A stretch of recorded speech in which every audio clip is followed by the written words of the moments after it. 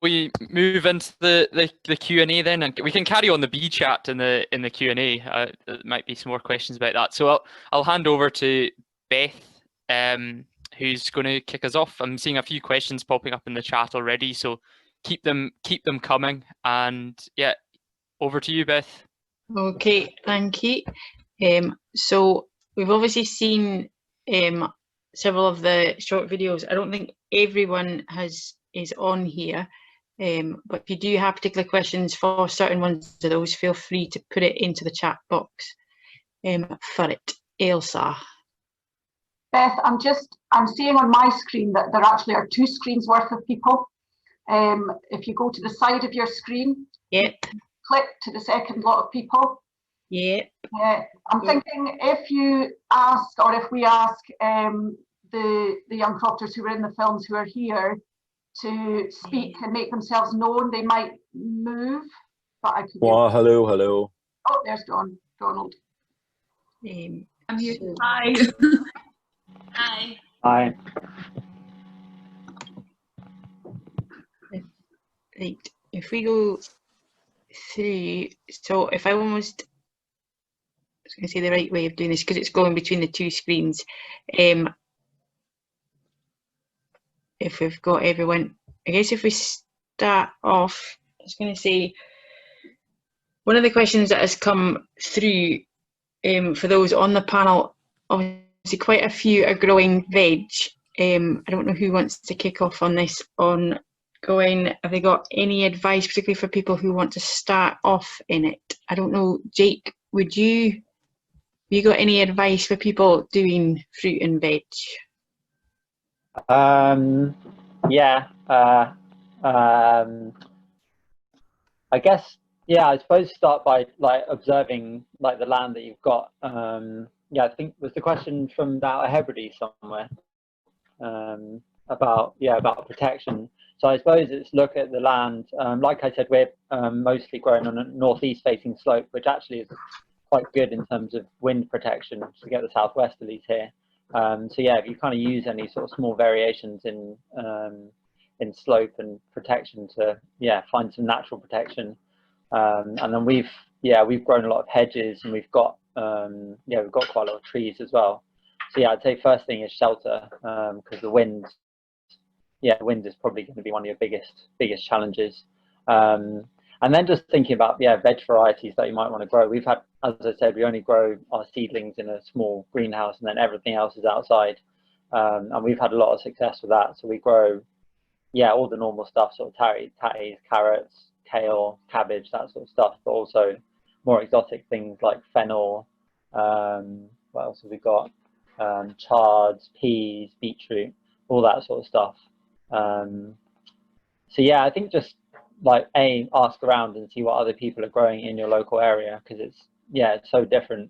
Even in Glenelg, there's people over in Glenbeg who really struggle to grow fennel, whereas we grow it really well. So see, in a very small scale what people are growing, and just have a go at things, I think. But yeah, I'd say building your soil fertility after shelter is the most important thing. So if you can get hold of manure, any access to to anything to compost. So we use sheep's wool in our compost. We put lots of seaweed in there. We get food scraps from the pub, like just veg waste. Anything, just bring in as much fertility as you can, I'd say. Jake, I'm just thinking while you're on here, because you mentioned obviously you use the no dig method. Would you mind going over a wee bit on that just for people, because not everyone, people are new to it? Yeah, so I guess in a really basic term, we're trying to follow no dig because it's meant to be better for the soil structure, so you don't end up, it kind of follows the idea that the soil's sort of like a living being, so all the bacteria and fungus and worms and all that sort of stuff in the soil make up this structure. So if you dig it, if you plow it, it can ruin that structure and make the soil less fertile. So that's kind of why we're doing no dig. And the main method is just start with whatever you've got, like bracken or rushes or grass or whatever. We lime it because we've got acidic soil, and we put a layer of cardboard, and then manure. We use cow manure mostly, and seaweed. Do that usually around October or November time, and then our first crop is tatties, so we'll plant them around Easter, I guess. Yeah, and let that break down for the year, let the tatties grow through it. And then the soil is just amazing, really crumbly soil. It's easy to weed. There's not that many weeds growing it because you're not constantly turning the new seeds back up. It's quite dark, so it absorbs all the heat from the sun. And it's really good. But I think the caveat to it is that it works really well on a small scale, because if you can get enough access to manure and stuff, but on a big scale, you've got to have a lot of material. So you've got to get really friendly with your local crofters, if you want to get that. And if anyone actually wants a good description, which I've not given, I'd read this guy. So this is Organic Gardening the No Dig Way, by a guy called Charles Dowding, and he's got all the information that you'll ever need on it. Really good book. Excellent, thank you. Oh, I think Patrick's got a question. So sorry to butt in. I just wanted to make a plug for the SCF Horticultural Handbook as well. You know, just because it was written with crofting in mind, and so it has varieties suitable to crofting conditions, and you know, talks about the situations that you're likely to find.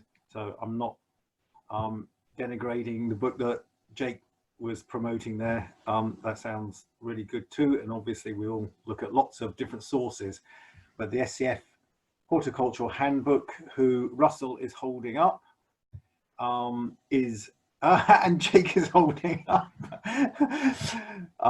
is available. We've just got the reprints done, so it's available now. Thank you. Excellent. Can I butt in, Beth, on this as well? Even though I have no interest at all in growing veg, I think the question was in relation to support for. I'm just going to see. I'm assuming that's Bill Dundas, whose signature I could replicate, but I don't think I've ever met. If that's so lots of interest in growing veg from the Western Isles. Loads of people are putting up polycrubs, or trying to put up polycrubs just now. I think due to lockdown, people were wanting something to do. They could do it through CAGs, but I think most people are doing it are lying on their applications, and everybody knows they're lying on their applications, because you've got to say it's for business purposes. So it's a bit of a grey area. I think I could raise sheep and have them purely for my own consumption and not actually have a business out of it and not make any money, and that's okay. But if I wanted to grow veg for myself, I couldn't. So that's just my take on the polycrub side of things and how people are getting round the business side of it. Excellent, thank you. Katrina, have you got a question there? Yes, so just to Jake, to follow up on the no-dig, because I'm really keen on that as well. We've got an incredibly stony soil. Are you finding, I don't know if you're the same, but are you finding that's a problem then? Are you just choosing to grow things that you know are going to be in shallower ground, and so no carrots and things that need to go into the soil? How are you finding potential stony ground with the no? We're quite lucky here because we don't have very stony ground. We're sort of higher up, so we're not on a raised beach. So we've not had a huge amount of problem with that. I mean, you could try deeper raised beds with actual sides, and then you'd need a lot more material. You could try that. And I think just working the soil, I mean, it depends how many stones you've got, but we do pick stones out as we go. But that might take you a lifetime, and you might still have a million stones. I think just trying things. I mean, carrots and parsnips will find their way around stones. You might end up with some pretty interesting shapes, but growing things that more grow on the surface. So any sort of leafy veg, even root veg like beetroot and fennel, and turnips and sweds and stuff will probably grow fine. As long as there's enough nutrition in the soil. Excellent, thank you. One of the other questions that has come through is obviously looking to most crofters, I think all on that, or most or part-time and work somewhere else. I don't know if it's worth, if I direct this, Kate MacDonald, at you, because I think you're the ones looking at doing a distillery. I don't know if it's worth talking about, have you got hopes of doing this full-time? How does it look to you for juggling, or what kind of model you're looking at? Hi, thanks. So yeah, at the moment we're running a gin distillery full-time, so we've been doing that for, kind of launched it about 1.5 years ago, and so yeah, it's like a juggle. Then the croft is part-time, so yeah, we're hoping to, so we've been making gin so far, but we're looking to start making whiskey, and hopefully be able to get whiskey equipment in spring next year. So for us, one of the things we're trying to focus on but don't have much time to do is to build up a supply chain of beer barley. So that's going to involve working with a lot of local crofters here. So lots of people are growing it for cattle feed, but we've got a bit of a challenge ahead of us to create a supply chain for just beer barley, because often it's, you know, mixed in. But there are a couple of people doing that here. I think I've gone off on a tangent, but I don't know if that answers your question. I think I'd like to ask you a question though on that. Are you finding it easy enough to network with other crofters if you're looking at getting the beer barley? Is that something that's there? I mean, we know a lot of people anyway. Uist isn't a very big place, and so we know the people who kind of grow that at the moment, but it is, you know, it's almost like a full-time job just for somebody to be focusing on that side of things. So yeah, in terms of a network, I guess it's having somebody dedicating the time to eventually liaise between crofters for that. Excellent, thank you. I guess going on from that also, I'm just thinking for who else, I think, is there anyone that was showing videos that does work full-time on their croft? Yeah, me. I was going to say, how have you always done it that way, Donald? No, do you not watch the programme? No, I have no TV. Oh, sorry, you don't. No, sorry. Yeah, that's right. No, 3 years I've been doing it full time. But basically, the way I managed to make it work is by having the hens and selling eggs locally. I mean, I'm quite lucky in that Lewis has a population of 18,000, and that there is nobody. Well, when I started, there was nobody else selling. We had more than maybe 50 or 100 hens, so there was a big gap in the market for local eggs. Obviously, if everybody was doing eggs, then there isn't as much of a market for me to sell into. So I think my advice would be to see what the gap in the local market is, and if that can help you. I mean, if I was just going to do the same as everybody else and just be having store lamb and focusing on that side of things, never ever viable. But I think you've just got to dream, see what is possible locally. I mean, I obviously do meat boxes and stuff as well, which I sell to, not just local but throughout Scotland, and that's worked. But the bread and butter is the egg production, and that keeps me going all year round. And I think that's another important thing as well, not to rely on something that's just going to be seasonal. It's something that can generate an income all year. Okay.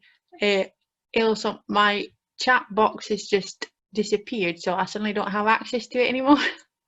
Can you see it on your screen, or Donald, maybe can you click on chat? It should pop up again, hopefully. It should, but it's not. Okay. Well, I'm not quite sure. Question from Claire, who is asking, any advice out there for people who aren't from a crofting family who want to get into crofting but don't have huge amounts of money?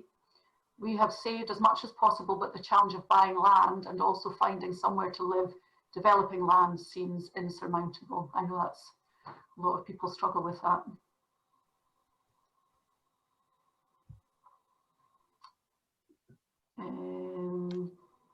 Maybe Katrine? Yeah, so we don't come from a crofting background. It's really difficult. I feel like I'm not really fully sort of equipped to answer this, because we were actually quite lucky in that we had a house we managed to remortgage, and therefore we're able to pay the insane amount of money that people are wanting for croft. But I think sort of living in a local area, so my boyfriend is from the village we live in, although they come from a seafaring family, so there wasn't crofts in the family. I would say put your ear to the ground and put the word out there. So that is how we managed to get our second croft. So obviously we have, we know a lot of people in the village, so it's obviously easier to do that. But I think it's really the only way to find affordable crofts is to just, you know, go and stick a notice on the local notice board or something like that. And there might be, like in our case, there was an elder crofter in the village who was looking to get rid of a croft, and that's how we managed to take on our second croft, is that she then sold us the tenancy for a very reasonable amount, whereas our first croft we were sold for basically a house price, like as a house plot, and with that price tag, which we would have never normally been able to afford. So I think the best thing you can really do is like go out locally and try and speak to people, because there will be older crofters sitting on crofts that they're not using, and even if they're not willing to sign over the croft, you might be able to take over a sub-tenancy, or they'll even let you use the land for a little bit, and then hopefully you'll get in the good books and they might be able to divide the croft and sell you on a bit of a tenancy or something like that, if that makes sense. I think, oh, Jake, yes. Sorry. Yeah, I think that's really good advice. Like that's definitely was our experience, was just putting ourselves out there. Like we made up kind of slightly embarrassing little letters that we just put through like everyone's door we could think about, just saying like who we were, what we wanted to do, and basically just saying that we were, you know, serious about staying here and doing good stuff with the land. I think there's definitely people have had bad experiences here in Glenelg of assigning their crofts to other folk who have then gone on to like decroft a bunch of sites and sell off house sites and then move away from the village. I think there's definitely a sort of resistance to assigning to people who they don't know. So I think it's just getting to know people locally and just showing that you're serious, really. And in my case, I put on a smart shirt, which is a very rare occasion for me, and went and visited one of the local landowners, and she had some land that she didn't even really know about that we ended up buying. So it's just sort of by sheer chance, but it was just quantity of going asking people that finally got us the good luck that we needed. I'd back up all that as well. I mean, I come from a crofting background, but it wasn't until I showed the rest of the township that I had an actual genuine interest in it. After that, elderly crofters, they were approaching me and saying, do you want to use my croft? So you do have to kind of prove yourself regardless of what your background is. You know, you wouldn't give away a valuable asset for free if you weren't going to be confident that it was going to be used properly. So why should anybody else do the same to you? I think that's an important thing to take from it, that you've got to prove yourself, basically.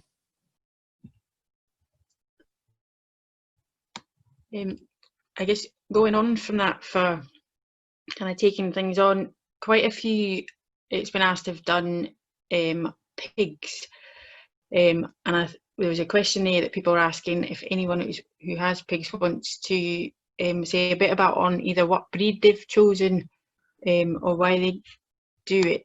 So I'm just trying to find the question now, but I think, Cheryl, did you have pigs in your video? I don't know, do you want to say anything about your pigs that you have?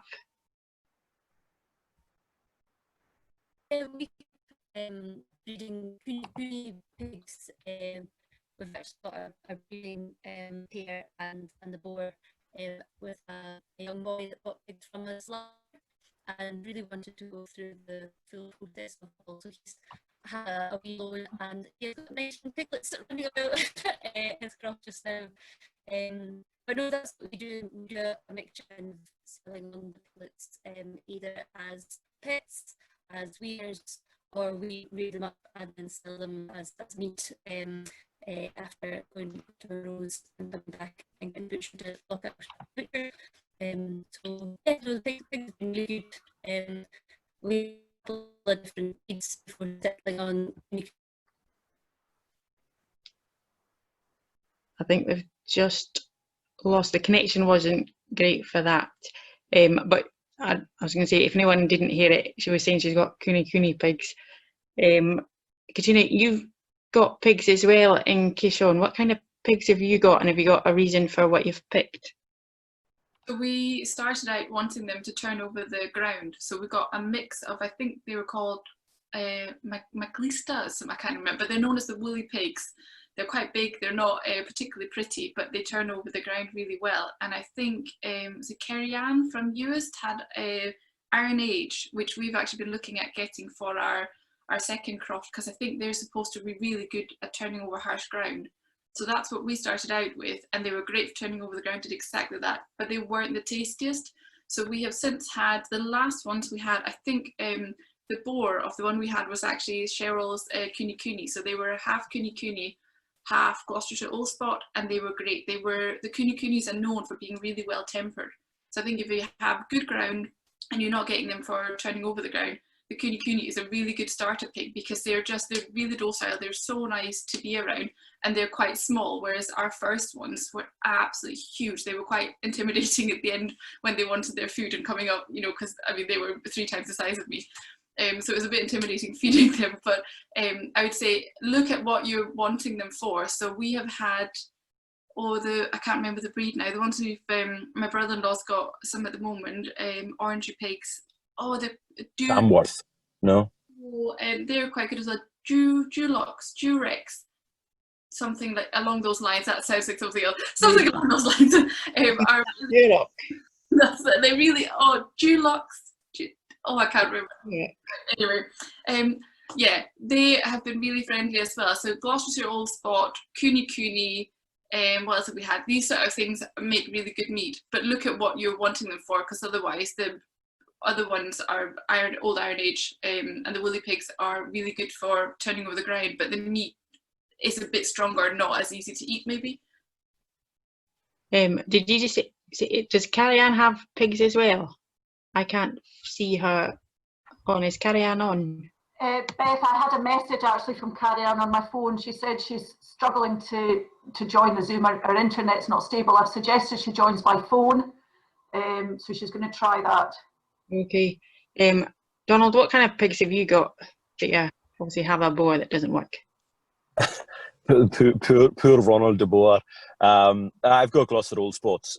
The main reason I got them originally was, I think I've had pigs since 2009. The main reason I got them was because that's what was available on the island. There's not a huge number of pigs, or there wasn't a huge number of pigs to begin with. But I think if you're going to, you need something that's going to be hardy. That's going to. Mine are outside 24/7. They only come in for farrowing. Yeah, they've got shelters and that, but you've got to have something that's going to be able to withstand the the cold isn't the problem, it's the wet, and I think that's the big one. Mine aren't pets.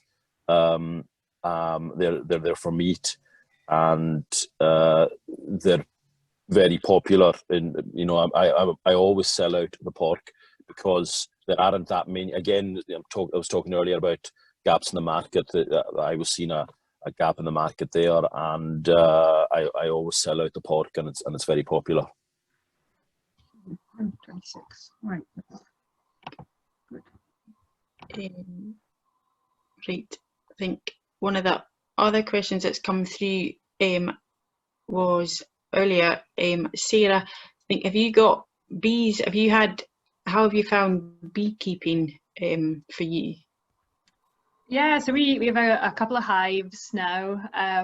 We started last year just with one and have acquired a second one this year. Yeah, it has its challenges.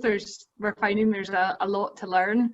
So we had an issue with quite angry bees. We bought a hive from somebody this summer, and I don't think they quite gave us the full story as to why they were getting rid of that hive, and a few stings resulted. But we're sort of sorting that problem now. We're quite lucky we've got friends that live on a farm a few miles away, and that hive has gone temporarily over there until we can sort of get a new queen and hopefully introduce some new genetics. And as far as beekeeping goes, I think best advice is find out if there is a local beekeeping club or beekeeping association. We've joined our local one, which is the Dingwall Beekeepers Association, and they have just been so helpful. We've been on the phone to them sort of Saturday evenings, early Sunday mornings for advice on various issues that we've come across, and they're always happy to lend a hand and lend equipment to us. So we're hoping to harvest our first lot of honey later this year, and they will lend us equipment to do that. And they're just a really friendly, approachable bunch of people, and just there's such a wealth of knowledge there, and we've really benefited from that. So if you can connect with other beekeepers, that would be my best advice, because there are always new problems and new sort of issues to work around, because they're such complex creatures, but there's a huge wealth of knowledge out there, and you know, some very helpful people in the sort of beekeeping community. So yeah, find out if you have a local club or association and join, and often these clubs will run sort of beginners meetings, beginners courses, and we've really benefited from that as well. So yeah, well worth joining. How much time are you finding for the beekeeping at the moment? So we've got a couple of hives at the moment. We sort of check them once a week, sort of through the summer months, and that sort of maybe takes, I don't know, half an hour or so. So it's not hugely, you know, it doesn't take a huge amount of time. Sort of because we've had to move a hive elsewhere, because we've had issues with it, that takes a wee bit more time, because we now have to travel to check one of our hives. But at the kind of small scale that we're at the moment, it's not too time consuming. Myself and my partner, we both work full time. You know, we're quite busy people, but we managed to have, you know, plenty of time for the bees. They don't eat into our time that much, which is good. But I don't know, perhaps if we expand further and get more hives, as seems to happen with beekeepers, maybe it will eat more into our time. I'm not sure. Excellent, thank you. I think, Sarah, I'm just seeing you had a message, a question earlier, probably for Jake. I'll ask it. Jake, how do you find, if you do mostly veg boxes for over winter, is it just a seasonal thing? Have you got any other enterprise that you do for over winter? Yeah, at the minute the veg boxes, well, we're aspiring to run the veg boxes from sort of the end of June through to the end of December. We're not sure, we're still not sure how it's going to go. Last year we did, I think, end of June through to like consistently through to mid-October, and then we ran out of veg, and we planted all our winter veg too late, so none of that really came through.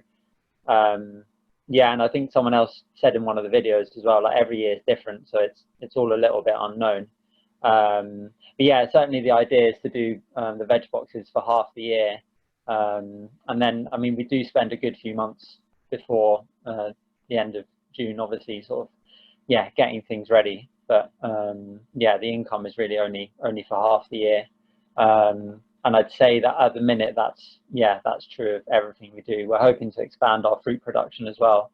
So yeah, one of the questions I think earlier was about making the most of your land, and we've got really acidic soil, which I imagine most people will have. So we've grown a lot of blueberries. So we've got 75 blueberry bushes, and we're hoping to plant the same amount more, if not more, and that hopefully in 3 or 4 years time is going to be like a fairly valuable crop. and there's a lot of market for it. The Scottish blueberry season is later than almost everywhere else in the world, I think. So when fresh blueberries have run out everywhere else, Scotland's still going. So I definitely recommend blueberries. And apparently, I don't know, Kate, you might know more about this, but apparently blueberries can replace juniper in gin production. Yeah. So we might be speaking to you when we've got too many blueberries and we don't know what to do with them. I've got just a brief question on that. For getting do you get seeds from particular places, or particularly thinking for the blueberries, have you gotten, because they're not always the cheapest things to get in, so managing that type of thing? Yeah, so we got some really cheap blueberries from a nursery on the East Coast a few years ago, and they were rubbish. Like they're still basically the same size as when we planted them. And then last year we spent a bit more. I think it was like £6 or £7 per bush, and they were, I think, 2-year-old bushes. So it was a fair outlay, but they're really good. They're already producing blueberries, and they're already 2 or 3 times the size of the ones we planted 4 years ago. And that was from James McIntyre and Sons, who do, they sell like relatively affordable but still really good quality fruit bushes. There's also, I think another person asked about fruit tree varieties, and we've bought a lot of fruit trees from who is in Perthshire, I think, and he does Scotland specific. In fact, he'll sort of basically tailor you a list of different fruit trees and bushes for your site. So if you send him your ideas, he'll sort of send you back a list of varieties. So I'd definitely recommend him. He's the apple tree man, and he runs a nursery called Plants with a Purpose, who also do loads of other good stuff. And then I think if you don't have much money and you want good quality stuff, then propagating yourself. So we're going to try and propagate a load of blueberries from cuttings this year. We've done loads of blackcurrants already. So if you know people who have got really healthy, good blackcurrant bushes in your local area, you can go and take cuttings, and that works really well. And you can get into like fruit tree grafting. I haven't done it myself, but I think it's a bit of an art, but you can definitely do it. So working out how to propagate these things yourselves is good. And then also saving seed from vegetables. So we're just, in fact, I can't remember the name of it, but I'll try and send it through later. Kate's just enrolled in an online seed saving course, because we're now in sort of 2nd or 3rd generation of our own saved peas, and they're working so much better than the ones we buy from the seed companies. And we're hoping to do more of that.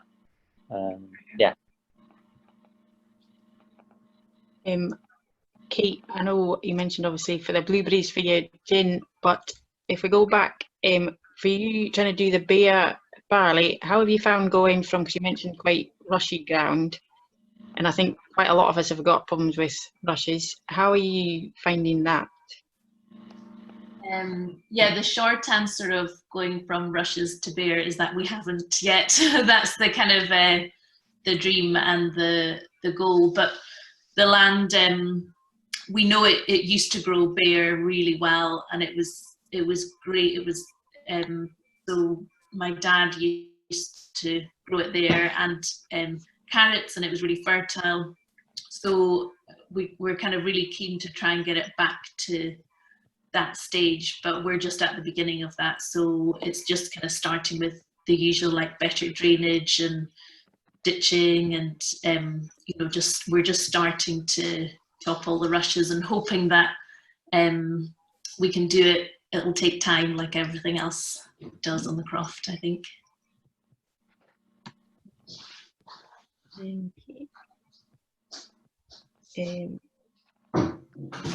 So question for a lot of, you have a variety of different things that you do.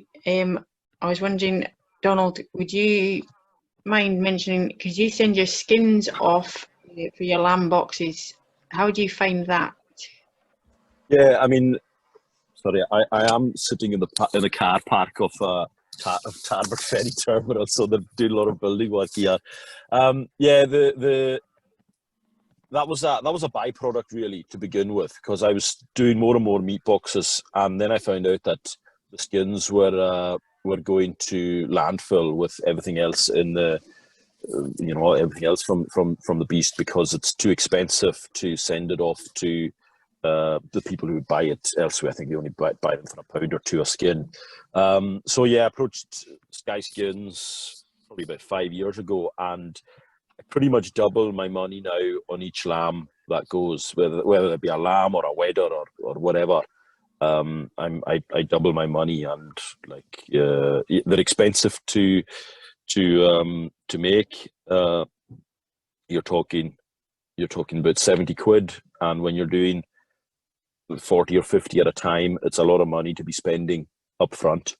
But then I think I've got 3 left from the ones I did in spring. So yeah, they're doubling my money. It's a no-brainer really, and it's a higher end product for a different market as well. It's easy to sell things cheap and cheerful, but then this is something, it's the target market isn't my next door neighbor or whatever. The target market is people in cities, and there's a story that goes along with it. It's okay having the product sitting there, but if nobody knows about the product and what goes along with it, then it's pointless.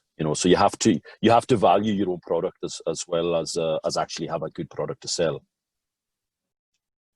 Do you find you have to do quite a lot, Donald, with marketing yours? I know you do, obviously, the Air Unlocked, but yeah, not really. I mean, I've been doing it like my other Lot Facebook page. I think I've got 4,500-5,000 people following me there. I've been doing that for 8 years, so that was always the plan.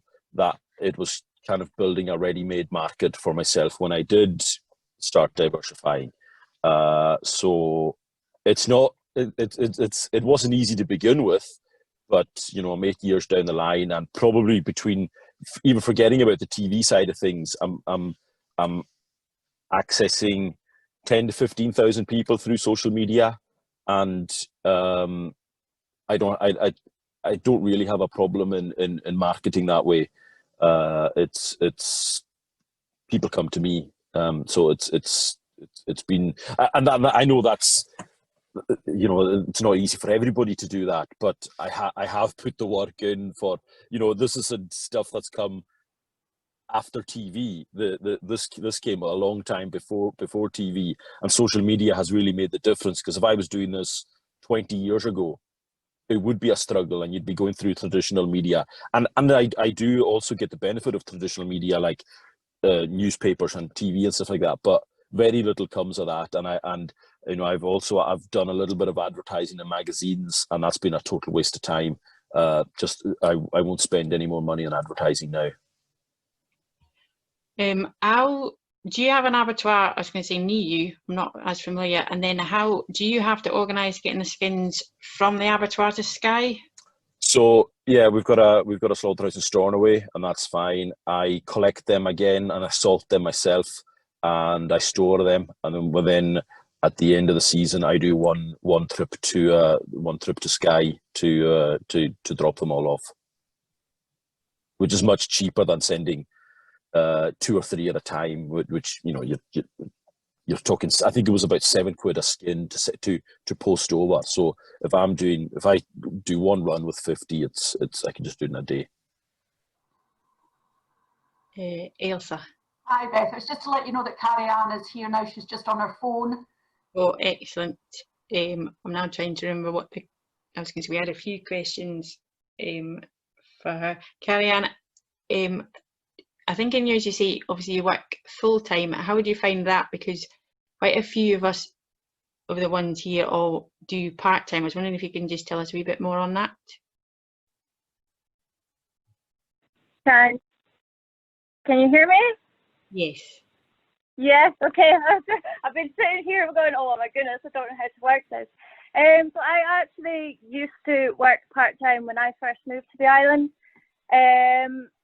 I was working in HHP, the Hebridean Housing Partnership office in Ballarani. So my mornings were all taken up from about 8 o'clock to 1 in the afternoon. And it just got really hard because I was doing everything on the croft and farm as well when I came back, and I would find it I could be out till 10 o'clock at night. Sometimes I still am out till 10 o'clock at night, depending what I'm doing, but it just got to such an extent that I actually had to give up the part-time job in Ballarani, with taking on more and more responsibilities on the farm. And so there's always something to do. I mean, I'm living the dream. I really am living the dream, because my husband and my father-in-law would much rather be doing what I'm doing every day, doing cows, sheep, pigs, whatever. But what I'm doing doesn't pay the bills, if that makes sense. So my father-in-law is up to his ears at the moment. They've got a brand new state-of-the-art fish farm waste recycling plant going in. So he's down there all the time. And then, like I said, I think I said in the video that my husband is the project manager and director of the construction company. But that isn't a long-term plan. Fraser in the future is hoping that he can give up the building at some point and just focus solely on the farming, with the fish farm waste recycling plant to always be there as a backup for if things should go haywire. It was actually the BSE crisis, if I get my words out, BSE crisis in the 90s that made Angus say, my father-in-law, he said he would never ever rely on farming alone, although it's his passion and it's the one job that he would love to do. He always said, I'll always have to have a backup, because when things like that come into place, then your livelihood is ruined. So you always need something to fill in if things should go amok like that, if that makes sense. So my day is there. No day is the same.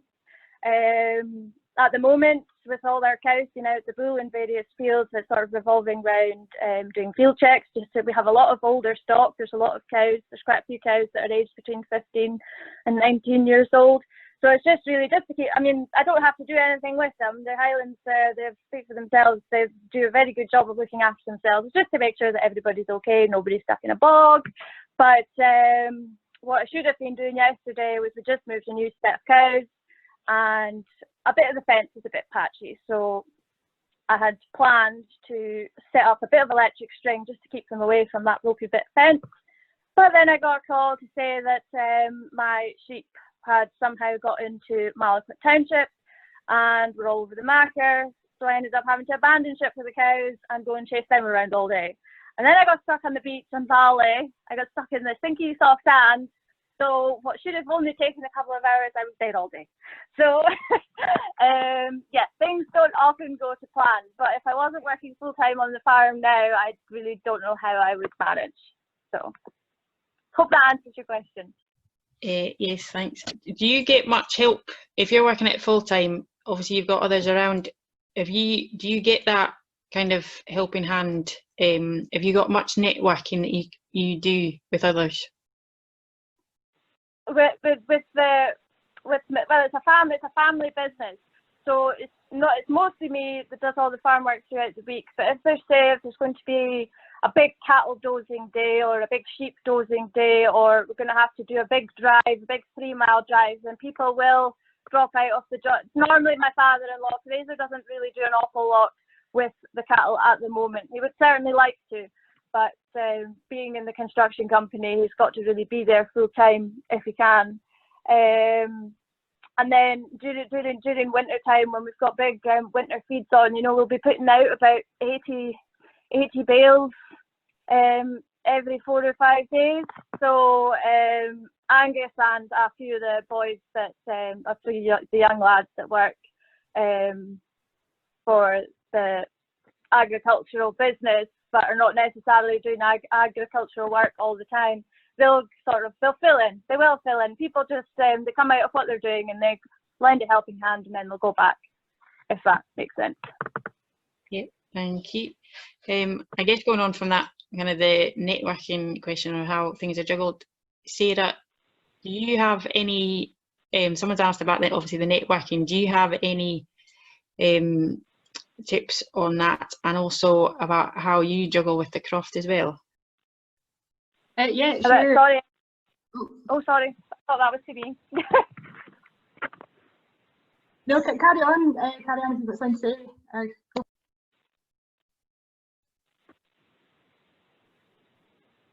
We'll go to you, Sarah, then we can come probably back to Carianne then.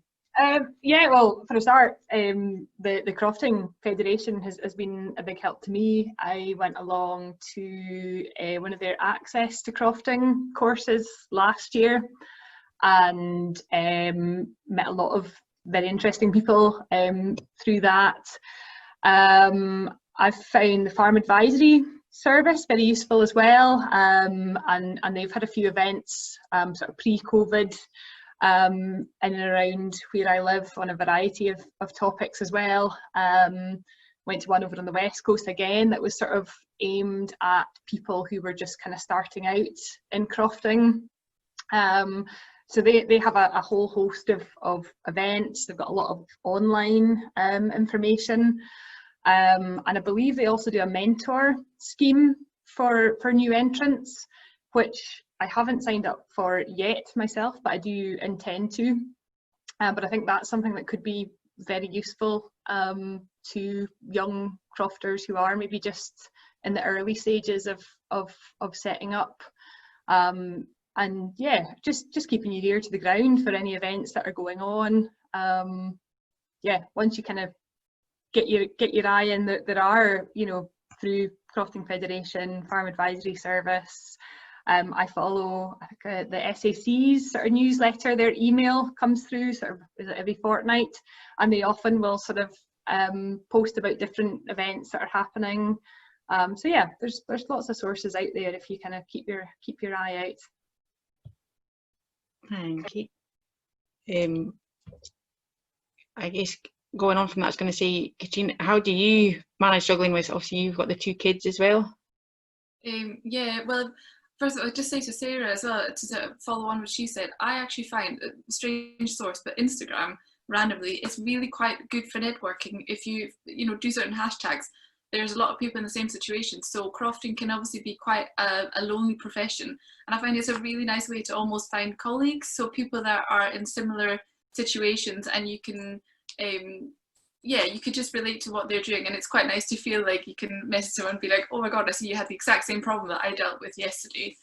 But all those sources are amazing as well, with obviously all the official sort of channels. But yeah, like with juggling is obviously difficult. So we've got 2 young children and a holiday home that I run as well.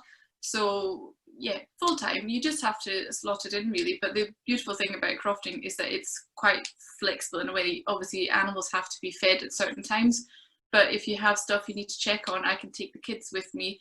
I'll make sure that my changeover sort of work with whatever we're doing in the cross. So if we've got animals coming, obviously I try to make sure that I don't have a changeover that day. But yeah, I think you just have to be quite flexible in whatever line of work you do alongside crofting to make it work.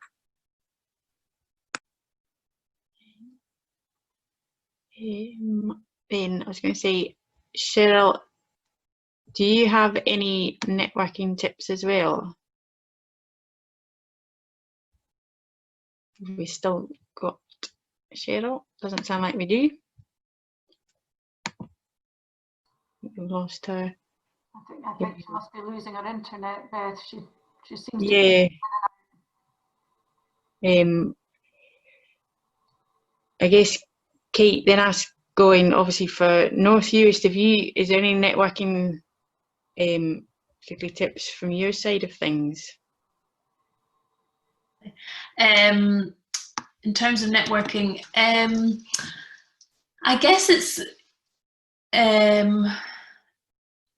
just kind of happens, you know, it is quite a strong crofting community in Uist anyway, and it just sort of happens, you know, that you know, obviously I grew up here, so I kind of know a lot of crofters in the community, but even for people who are starting out, I think it's just over time building up that relationship, because there's a lot of helping neighbours out, helping each other out, and I think here anyway people really rely on that a lot.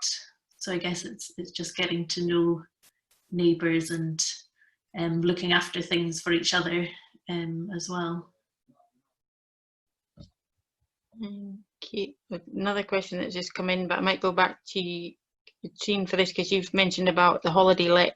So the question is, what proportion of your income does it tend to provide for you in a normal year? Obviously this year's been a bit different. Is that for the holiday let or for the croft? I think the holiday lets for people interested in going down the tourism route. Well, the holiday let is hands down, like, that is my income. The croft doesn't make the croft is just expensive. It seems to just be eating money rather than producing it. So I have similar to what I earned. I actually used to work for SCF years ago now, but I earn similar amount, so a normal wage on a holiday let. So we don't actually have the holiday let on our croft though. It's a separate house that we own in a next village next to us. But I would imagine if you put a holiday chalet or a glamping accommodation, we're looking at doing things like that at the moment. Here's a baby. This is typical crofting, isn't it? Then yeah, you can make a normal wage. Like, you can make what you would make if you were doing a normal job. Thank you. Just foreseeing messages. Obviously people will see in the chat that there's other things obviously specifically for women in agriculture coming through. I don't know if anyone else does the holiday lets. There will be something coming up later on this afternoon on that. Has anyone got any other questions? Because I think I have probably missed some on how they've come through. There was a question from Russell further back on direct selling. Let's see. Russell says, we have seen good examples of direct selling beef, lamb, pork, veg, wool. Are each of these profitable in their own right, or are they still profitable for you if you factor in your own time?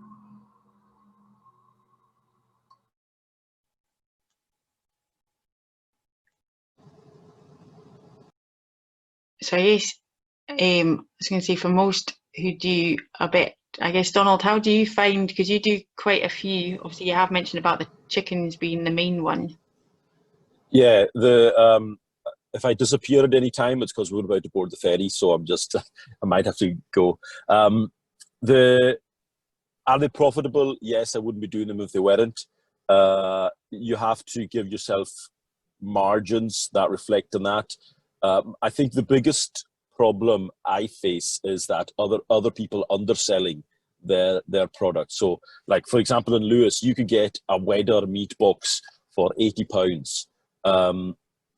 Wedders are going through the ring at £80.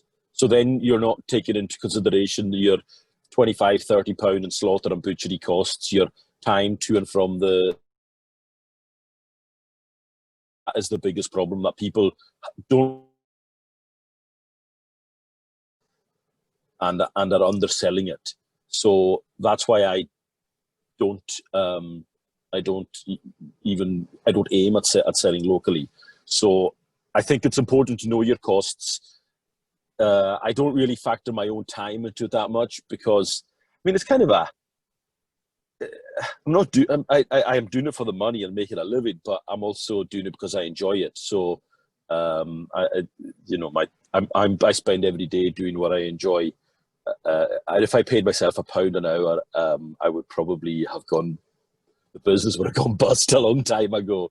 But yeah, it is profitable as long as you factor in what your costs are. And I think if you're going to be able to charge more, that story, that branding, that marketing that goes along with it is vital. Thank you. Oh, Katrine. Can I just ask, if you don't sell locally, where do you sell and how do you do that? Because surely there must be implications if you're having to send meat and things like that. I have a fridge van, so I've gone away to the mainland with the wee refrigerated van umpteen times. But this year what I did was when I had pork in the first week of lockdown, I had pork, and lucky that about 100 meters from the slaughterhouse where I collect the meat is a haulage company that sends refrigerated lorries all over the UK. So I just took the meat to them, and then they've got a courier service as well out of Glasgow and Inverness, and they delivered the meat boxes for me. So it'll be probably a mix of that this year. I'm using stuff like Wool Cool and chill boxes to send the stuff. And it does attract the attention of environmental health, but I have gone through I play the game. I do things by the book. So you can plead ignorance to begin with, but yeah, it's easier just to follow the rules. Probably got time for one more question, which I think, Jake, one of the questions is, you obviously sell to the local shop and hotel. How have you found, in a sense, getting that, in a sense, going with people or selling local for that networking bit? Yeah, I mean, well, Glenelg's a really small village, so yeah, everyone knows everyone. So that's been, well, in our case, quite good. You know, you have to have good relations already, I suppose. Yeah, the shop is always up for trying to sell stuff that we have. Most of our stuff we sell through our veg boxes. The pub and the shop are a sort of relatively small proportion. But I think definitely for them, yeah, like Donald was saying about the story, like for them, and especially for the pub, being able to tell the story of buying veg from a couple 100 meters down the road that's grown, yeah, organically, without using chemicals and plastic and stuff is really good. So they're always really keen, yeah, to stock our stuff as much as they can. Yeah, and then I think with the veg boxes, I suppose in a way, actually having other jobs for both me and Kate has been really useful for that, because Kate runs a cafe in the village, and I do landscape gardening. So we kind of constantly interacting with people. So we, yeah, whilst working for people doing different jobs, we're also sort of punting our veg boxes. So that's worked really well. Yeah, and I suppose people have got to know us and trust us. Yeah, so it's been, yeah, kind of like a slow process, but I think that's worked well. And in terms of profitability, yeah, I think as an hourly rate, yeah, £1 an hour would be good going. But I think we're also we like to think we've invested a lot of time, you know, over the last couple of years, that will hopefully we won't have to invest again, and yeah, some of the financial profits will increase relative to the amount of time that we put in. But yeah, a lot of it's a lifestyle thing, and you can't measure it that well, because you know, we eat all our own veg. We hardly buy any veg from the shop. We get most of our firewood off the land. Yeah, most of our sort of recreational time is there. So yeah, it's hard to measure exactly, but I think generally it's a good way of life. And I was also just going to really quickly say, on the sort of networking thing, yeah, SCF and their sort of introductory courses are really good. We did one a good few years ago now, and also the gathering in Lochalsh was amazing. And also we did a mentoring program through Nourish Scotland. We do a lot of campaigning for local food. It was called Making a Living from Local Food, and it was great, and I definitely recommend a mentoring scheme. I was initially skeptical because I thought, think of the amount of veg we could grow in the time that we're off, sort of, yeah, playing around, visiting other people and chatting to other people. But actually it was, yeah, a really good way of meeting people and feeling part of a wider network of things, not just a sort of isolated, yeah, grower stuck out in the middle of nowhere. So yeah, definitely recommend getting involved in stuff like that. I guess one wee question going from that, did you have to approach the hotel and see about selling your products to them with the shop, or did they in a sense come to you? Because I think a lot of people find it intimidating to go to, say, a hotel or something. Yeah, we did approach them. Like, yeah, the chef at the time was one of our friends, which definitely made it easier. But even subsequent chefs, just every year we just pop in before their season starts. So they start doing food, I think, from Easter. So we just pop in and say, you know, this is probably what we're going to have. But they tend to like doing it on a weekly basis. And also the feedback we've had from the pub, especially this year, is that the veg we're selling them is such better quality than the stuff they're buying from their wholesalers, that they're really happy to take what they can, what we're providing. Like the chef, I think all the chefs actually have really enjoyed the fact that we have different stuff each week and they can be creative with it. And our feedback is that our stuff looks healthier, it lasts a lot longer, and it tastes a lot better. So they're really happy. And I think you just got to be confident with that if you are growing on a small scale and you're taking care, whether it's like animals or veg or whatever, it's going to be better quality than mass produced stuff. So just be confident with that, I think. I will probably ask one more question. Carianne, are you still with us?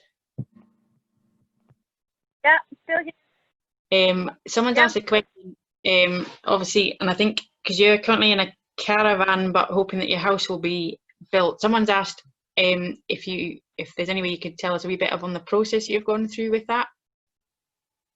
Oh, okay. It's been a very, very long, drawn-out process. I think now we've had our planning in place. I think it's been for 3 years. We did get an extension on it. The planning was relatively straightforward. But going on from that, then we had to decroft the area of land that we're going to build our house.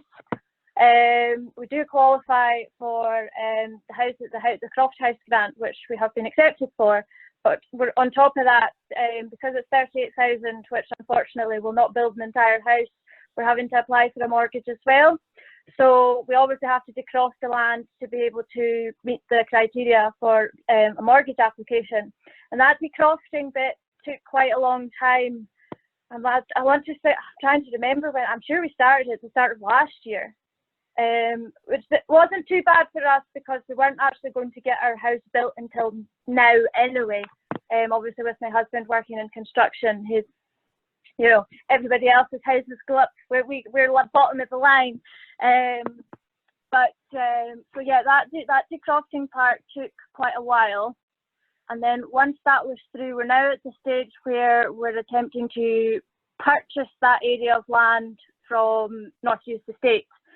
So this again has been quite a long drawn out process. It didn't really help that paperwork was lost and we had to restart the process again.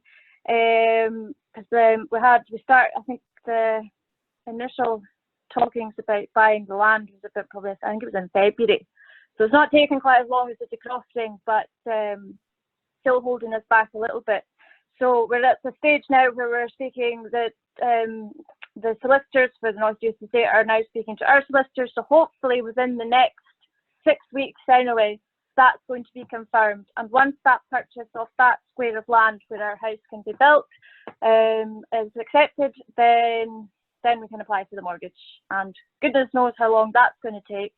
We have been speaking to an advisor on the mainland. It'll be I think there's 2 companies on the mainland that would fill out the mortgage for us. So they are aware that we're sort of started the ball rolling. So hopefully once the solicitors' fees are sorted with the buying the land, then hopefully the mortgage won't take too long. And we are hoping for a start date in October, because we have had our confirmation from the Scottish Government for the house grant that we have 3 years. It's 3 years from I think it's 21st of October or something that we'll have to have the house built by to qualify for the grant, if that makes sense. It's a very long drawn out affair, but as I said in the video, this is going to be our 5th winter in the caravan this year, and after the roof coming off in January, we really much want it to be our last. So here's hoping. I'm going to keep my fingers crossed. And hopefully by this time next year I'll be in a house. Hopefully you get that done soon. Right, I think that's all the time that we've got questions for today. If there is anything, I was going to say, we'll look back through the chats to make sure if there was anything that we missed, and we can get back to people. But I will now hand back to Donald. Thanks, Beth, and thanks everybody for that session. I think everybody would agree it was really a really interesting discussion, and so much varied stuff going on out there. And I find it really interesting how people are managing to combine all that varied activity with other jobs and with other businesses, and but linking in crofting with that diversification. It really is inspiring to see.